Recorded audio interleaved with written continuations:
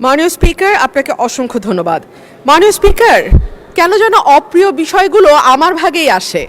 গতকাল টিআইবি একটি রিপোর্ট দিয়েছে, সেই রিপোর্টে বলা হচ্ছে সরকারের 100 দিনে 605টি খুন।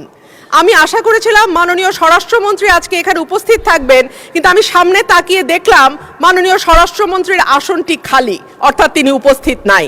কি আর করা, তার অনুপস্থিতিতেই বলি। সরকারের প্রথম 100 দিনে দেশে হত্যা, অপহরণ সহ বিভিন্ন অপরাধে উদ্বেগজনক হারে ঘটেছে বলে দাবি করছে ট্রান্সপারেন্সি ইন্টারন্যাশনাল বাংলাদেশ। এই সময় দেশে 605টি খুন, 196টি অপহরণের ঘটনা ঘটেছে বলে জানায় সংস্থাটি।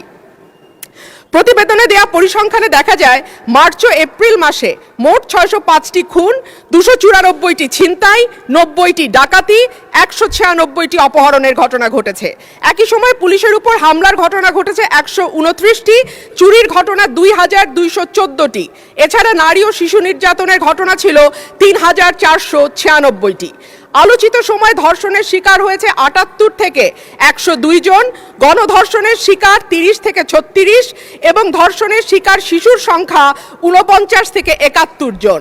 মাননীয় স্পিকার, আমাদের এই পরিসংখ্যানটি স্পষ্ট করে দেয় বাংলাদেশে গত 3 মাসে আইন শৃঙ্খলা পরিস্থিতির অবস্থা কি।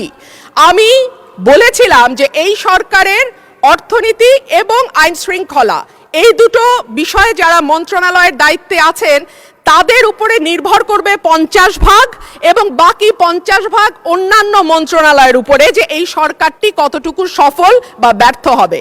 আজকে মাননীয় স্বরাষ্ট্রমন্ত্রী সংসদে উপস্থিত থাকলে আমার পক্ষে সহজ হতো আরো স্পষ্ট করে বলা যে এই সরকারের সফলতার 50 ভাগ দায় অর্থ এবং স্বরাষ্ট্রমন্ত্রীর উপর নির্ভর করে।